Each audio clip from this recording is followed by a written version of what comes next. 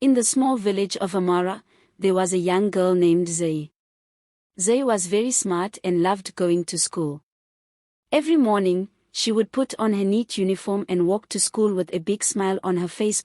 One sunny afternoon, the school bell rang, signaling the end of the day. Children rushed out of their classrooms, excited to go home.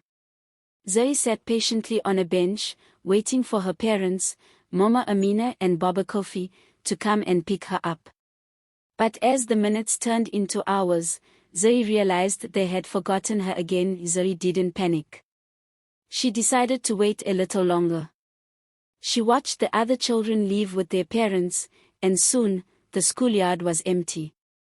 The sun began to set, and the sky turned a beautiful shade of orange. Zoe looked around and saw her teacher, Mr. Adebayo, locking the classroom doors. "Zoe, why are you still here?" Mr. Adebayo asked, surprised to see her. "My parents forgot to pick me up," Zoe replied calmly. Mr. Adebayo frowned. "This isn't the first time, is it?"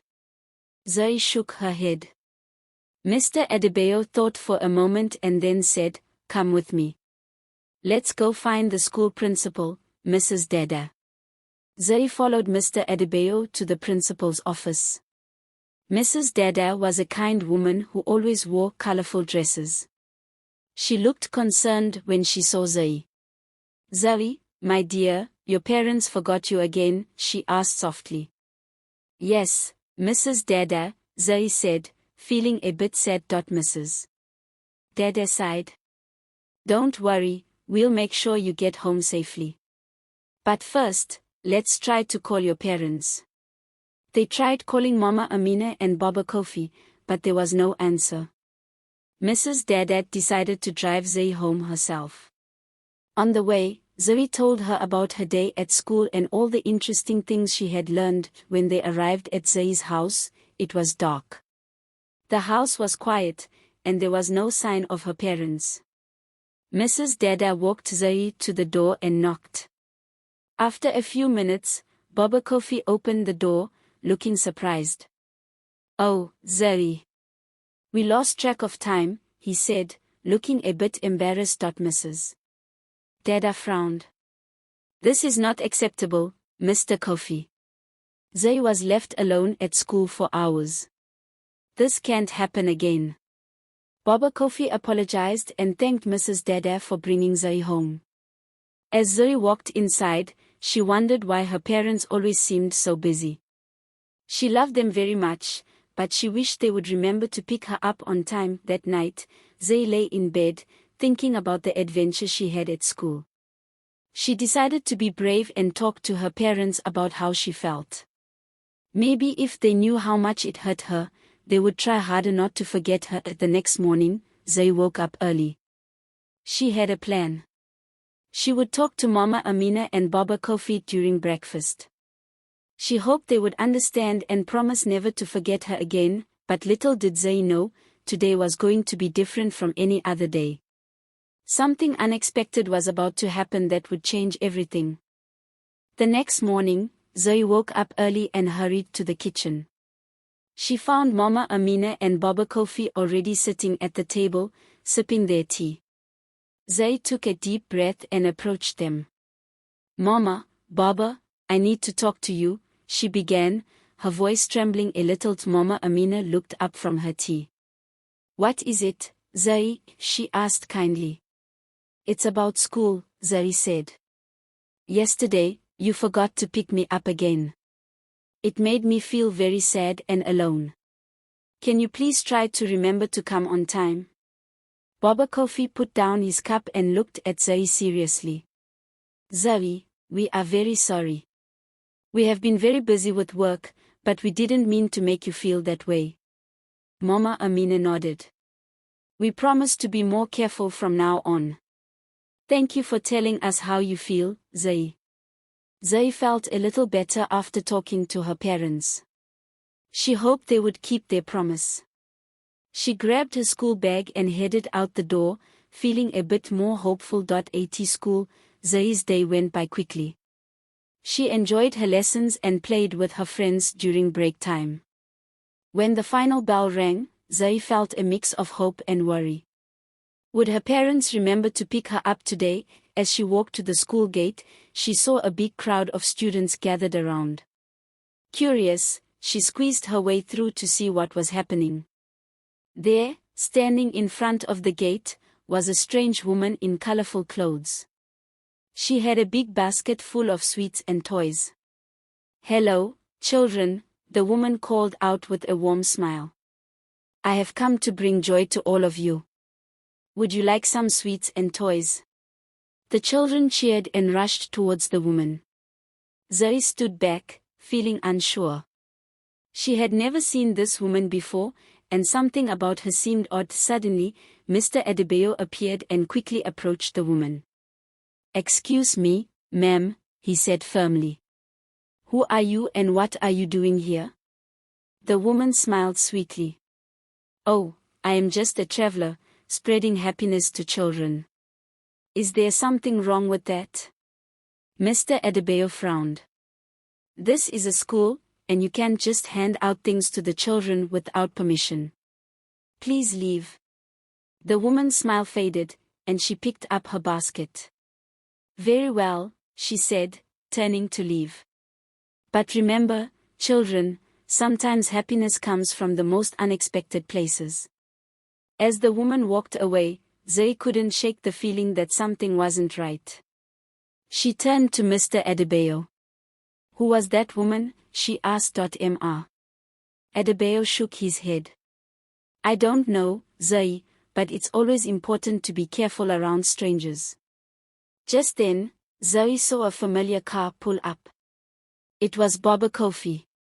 She ran to the car, feeling relieved. Baba Kofi got out and hugged her tightly. "I told you we'd remember, didn't I?" he said with a smile. Zoe smiled back. "Yes, Baba. Thank you." As they drove home, Zoe thought about the strange woman at the school gate.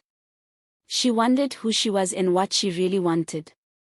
Little did Zoe know, the mystery of the woman was just the beginning of a new adventure that awaited her. The next day at school, Zoe couldn't stop thinking about the strange woman. She told her best friend, Amina, about the encounter. "Amina, did you see that woman at the school gate yesterday?" Zoe asked during recess. "Yes, I did. She was giving out sweets and toys." "I wonder who she was," Amina replied, equally curious. "I don't know, but I think we should be careful." Mr. Adebayo seemed worried. Zoe said thoughtfully. After school, Zoe was relieved to see Mama Amina waiting for her. As they walked home, Zoe decided to tell her about the strange woman. "Mama, there was a woman at school yesterday. She was giving out sweets and toys, but Mr. Adebayo made her leave," Zoe explained. Mama Amina looked concerned. "That does sound strange, Zoe. I'm glad Mr. Adebayo was there to keep you safe. Always be cautious around strangers, okay?" "Okay, Mama," Zoe promised. That night, as Zoe was getting ready for bed, she noticed something shiny under her pillow. She reached for it and found a small, golden charm shaped like a star. Zoe had never seen it before. Where did this come from? She wondered aloud. The next day at school, Zoe showed the charm to Amina. "Look what I found under my pillow last night," Zoe said, holding up the charm. Amina's eyes widened. "It's beautiful, Zoe. But how did it get there?" "I have no idea," Zoe admitted. "Do you think it could be connected to that woman at the gate?" Amina thought for a moment. "Maybe. But why would she leave a charm for you?" Zoe didn't have an answer. She decided to keep the charm with her, hoping it might help her understand the mystery. After school, Zoe and Amina decided to visit the village elder, Nana Efua. Nana Efua was wise and knew many stories and secrets of the village. If anyone could help them, it was her. "Nana Efua, we have a mystery," Zoe began as they sat down in the elder's cozy hut. "There was a strange woman at school, and now I found this charm under my pillow. We don't know what it means. Nana Efua took the charm and examined it closely. "This is a special charm," she said. "It is said to bring protection and guidance to those who possess it. But how it came to you is indeed a mystery. Do you think it has something to do with the woman at the school?" Amina asked. Nana Efua nodded slowly. "It is possible. Sometimes, people come into our lives for reasons we don't understand. This woman might be more than she seems." Zay felt a mix of excitement and nervousness. "What should we do, Nana Efua?" "Keep the charm with you, Zay," Nana Efua advised. "It may help you in ways you can't yet see. And be cautious. There may be more to this than we know." As Zay and Amina left Nana Efua's hut, they felt a sense of determination. They were going to find out who the woman was and why she had given Zay the charm. That evening, as Zay was doing her homework, she heard a soft whisper. "Zay, follow your heart and you will find the answers you seek." Zay looked around, but there was no one there. The voice seemed to come from the charm itself.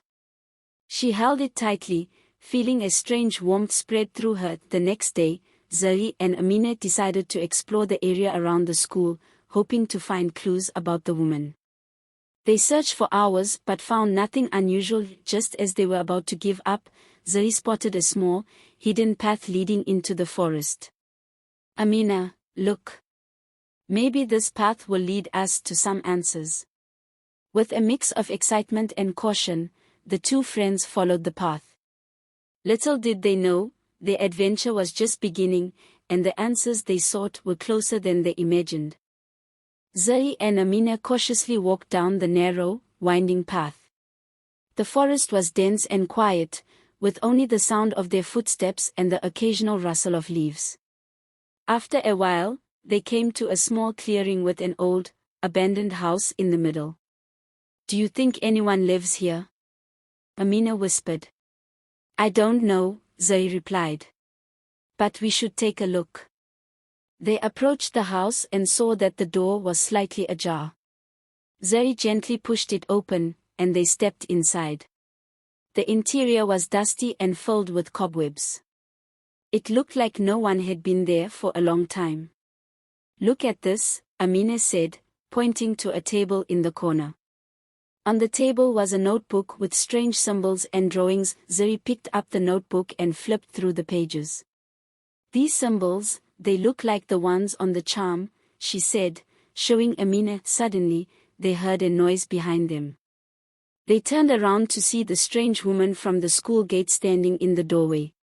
She no longer looked friendly and cheerful. Instead, her eyes were cold and calculating. "I see you found my little hideout," the woman said, her voice dripping with sarcasm. "I was hoping you would. You've been quite the curious little girls, haven't you?" Zay and Amina stepped back, clutching the notebook tightly. "Who are you?" Zay demanded. The woman laughed. "I am Nyoka, and that charm you found belongs to me. It's a powerful artifact, and I need it back." "But why did you leave it for me?" Zay asked, confused. Nyoka's expression darkened. "I didn't leave it for you. It must have fallen from my bag when I visited your school. Now, hand it over." Zay felt the charm in her pocket grow warm again. She remembered Nana Efua's words about it bringing protection and guidance. Gathering her courage, she said, "No.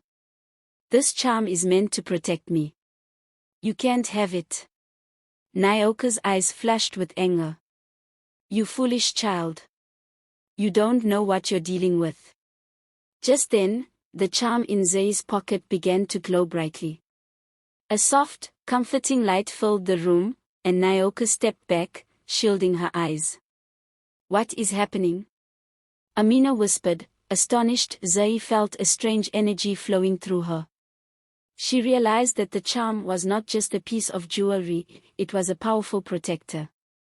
"You need to leave us alone, Nyoka," she said firmly. Nyoka snarled but couldn't approach the girls. The charm's light was too strong. "This isn't over," she hissed before turning and disappearing into the forest. Zay and Amina stood in the glowing light, feeling a sense of safety wash over them. "We need to tell Nana Ifua about this," Zay said, still holding the notebook. They hurried back to the village and went straight to Nana Ifua's hut. They explained everything that had happened, showing her the notebook and the charm. Nana Ifua listened carefully, her face serious. "Nyoka is a powerful sorceress," she said.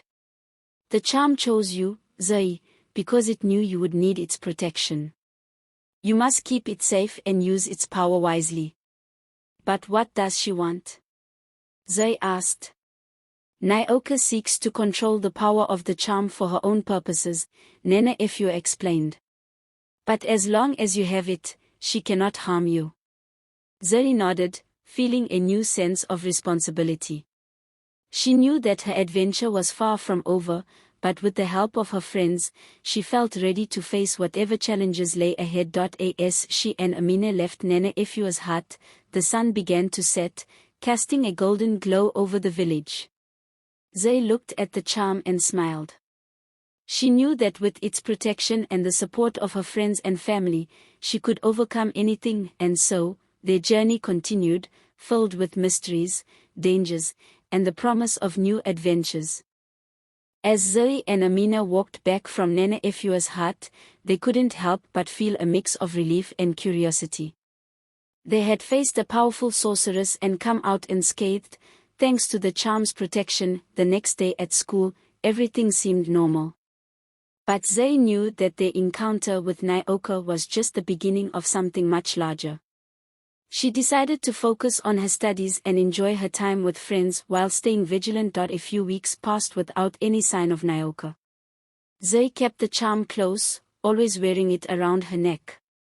She noticed that it glowed faintly whenever she felt worried or scared, reminding her of its protective power. One day, as Zay was walking home with Amina, they heard a commotion in the village square.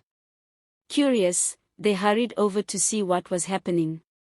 A group of villagers had gathered around a tall, mysterious figure dressed in a flowing robe. "It's Nyoka," Amina whispered, recognizing the sorceress. Zay's heart raced, but she stood her ground, feeling the charm's warmth against her chest. Nyoka looked different this time. She appeared calm and composed, but her eyes still held a hint of menace. "People of Amara," Nyoka began, her voice echoing through the square. "I come in peace. I have realized my mistakes and seek forgiveness. I wish to help your village prosper." The villagers murmured among themselves, unsure whether to trust her. Zai and Amina exchanged worried glances. Could Nyoka truly have changed, or was this another one of her tricks? Nana Ifua stepped forward from the crowd, her wise eyes fixed on Nyoka. "We are a forgiving people, Nyoka," she said. "But trust must be earned. What do you offer us as proof of your intentions?" Nyoka raised her hands, and a soft glow emanated from her palms. She chanted a few words, and suddenly, the village square transformed. The ground bloomed with vibrant flowers, and the air was filled with the sweet scent of blossoms. The villagers gasped in amazement. Nyoka smiled, but Zay couldn't shake the feeling that something was still off. She looked to Nana Ifua, who seemed to share her concern. "Thank you, Nyoka," Nana Ifua said cautiously. "But magic alone cannot mend broken trust. You must show through your actions that you mean no harm." Nyoka nodded. "I understand. I will stay in the village and help in any way I can." Days turned into weeks, and Nyoka kept her word. She assisted the villagers with their crops, healed the sick, and even helped build new homes. Slowly, the villagers began to accept her, believing she had truly changed, but Zai remained wary. She kept a close watch on Nyoka, never letting her guard down. One evening, as she was walking home, she noticed a flickering light coming from the abandoned house in the forest. Curiosity getting the better of her, she decided to investigate. Quietly, she approached the house and peered through a crack in the door. Inside, She saw Nyoka standing before a large, glowing crystal. The symbols from the notebook were etched around it, and Nyoka was chanting softly. Zai's heart pounded. She realized Nyoka was still practicing dark magic, despite her promises to the village. She knew she had to act quickly. Rushing back to the village, Zai found Nana Efua and told her everything. "We need to stop her before she does something terrible," Zai said urgently. Nana Efua nodded. "You are brave, Zai. Gather the villagers, we will confront her together." With the help of her friends and family, Zai rallied the villagers and led them to the abandoned house. They burst through the door just as Nyoka was about to complete her spell. "Nyoka, stop!" Nana Efua commanded. Nyoka turned, startled. "You don't understand. This power could bring prosperity to the village. But at what cost?" Zai asked, stepping forward. "We trusted you, and you betrayed us." Nyoka's face twisted in anger. "You foolish child. You don't know what you're interfering with." Before Nyoka could react, Zai held up the charm. It glowed brighter than ever, filling the room with a blinding light. Nyoka screamed as the light engulfed her, and then, just as suddenly, she vanished. The crystal shattered, and the symbols faded away. The villagers stood in stunned silence, then began to cheer, realizing they were finally free from Nyoka's dark influence. Nana Efua placed a hand on Zai's shoulder. "You have shown great courage and wisdom, Zai. The charm chose well." Zai smiled, feeling a sense of pride and relief. She knew that their village would be safe, and that together, they could face any challenge. As the sun set over Amara, Zai and her friends walked home, knowing that their story was just beginning, filled with hope and the promise of new adventures.